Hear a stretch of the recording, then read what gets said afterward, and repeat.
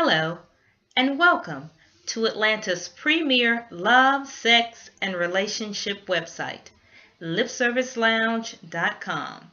I'm your host, LaDawn. I'm sure many of you have heard the phrase, do unto others as you'd have them do unto you. On the surface, that's a very good mantra to live by. We are kind to others because we want them to be kind to us. We respect others because we want them to respect us in return.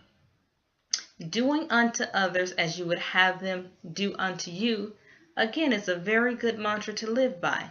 But I challenge you to think about it a little differently when it comes to being in a committed exclusive relationship. Doing unto others as you would have them do unto you can potentially lead to frustration in a relationship. You can do something for your mate, expressing your love, trying to be nice, and doing something special that they simply just may not be excited about. This in turn causes frustration because you spent time planning, preparing, doing whatever this thing is that you think is special, but again, it may not be anything that moves them in the way that it moves you. So to you and from your perspective, your mate doesn't appear appreciative, he doesn't appear grateful, and he doesn't return the favor or reciprocate your act of kindness.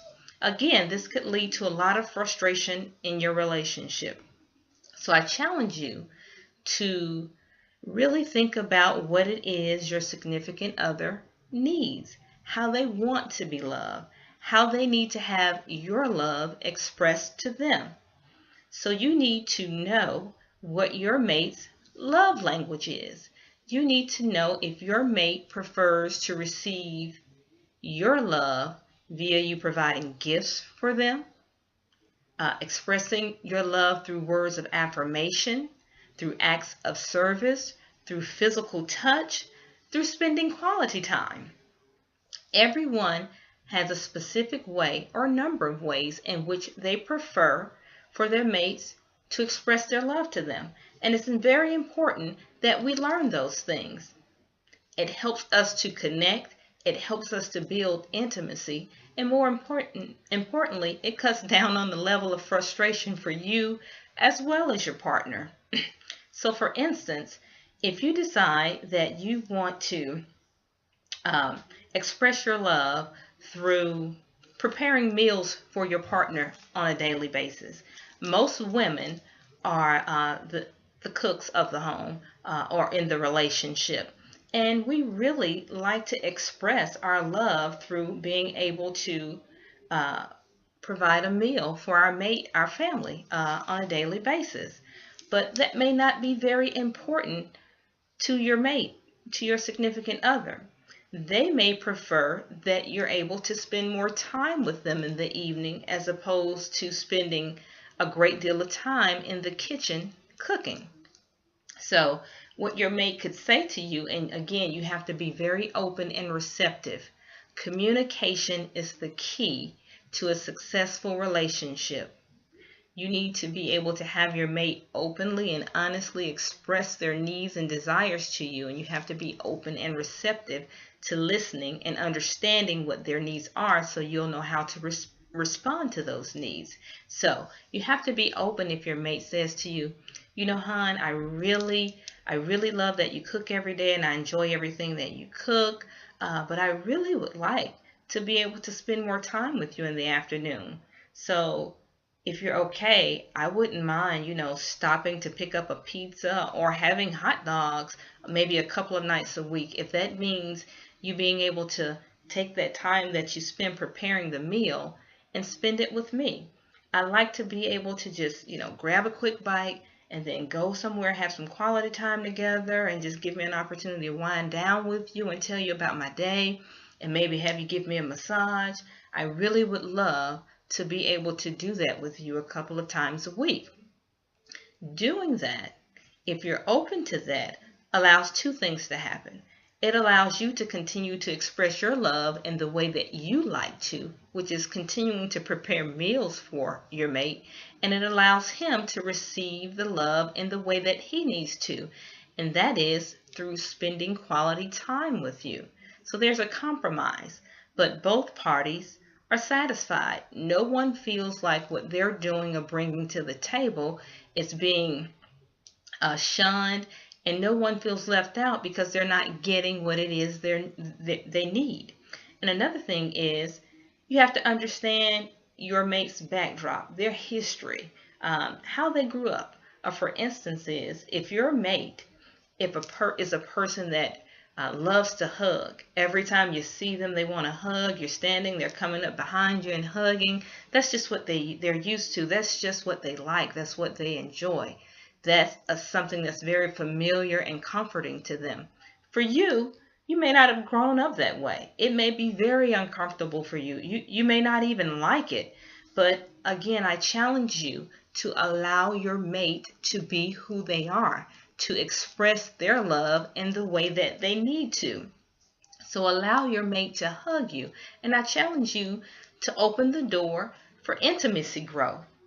Again, that may not be something that you're familiar with or that you grew up with, but you can learn to appreciate those moments of connectivity. You can learn to appreciate those moments that your mate desires to be close to you. So much so that you begin to expect and like the hugs. So allow yourself the opportunity to receive love in a different way. But again, it's an opportunity for you to share with your mate what your love need is. You can say to them, hugging was not anything that I really grew up with, but I appreciate you allowing me to learn how to love or receive love differently.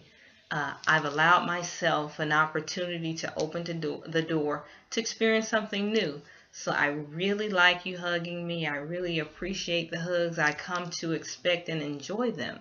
But I'd like for you also to express your love to me verbally. Just saying to me sometimes, I love you, would really make me feel good, would really reaffirm for me that you love me. And I know that you do. I really know that you do, but that would make me feel really good. Say it sometimes, or maybe even if you left a sticky note or sent me a text just to let me know that I'm on your mind and that you're thinking about me. And it just again reaffirms for me the love. Again, in both instances, the partner is allowed to express the love the way that he or she is comfortable, and that is through hugging, constant contact. And you have shared with them what it is you need. So now that they can start preparing to offer you love through words of affirmation. So again, communication is vital. It is the key to a successful relationship. So allow each other to be able to openly share what it is your love language is, so that neither of you spend time being frustrated, doing a lot of things, spinning your wheels, trying to surprise, trying to please, trying to comfort, trying to express love to your mate, and it's not anything that they're interested in. They'll say thank you, they'll go through the experience with you, but they won't seem very appreciative of what you've done because it's not anything that motivates or inspires them.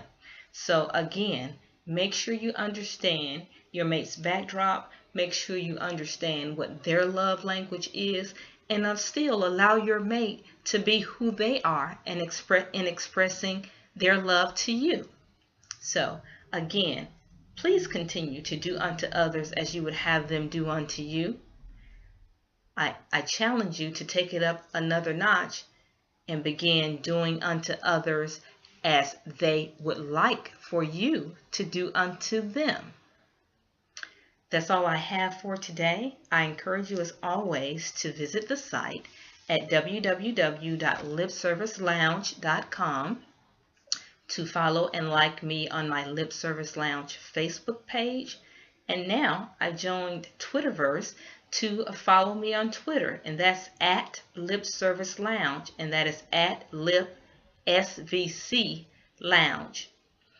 Until next time, as always, with love and much love.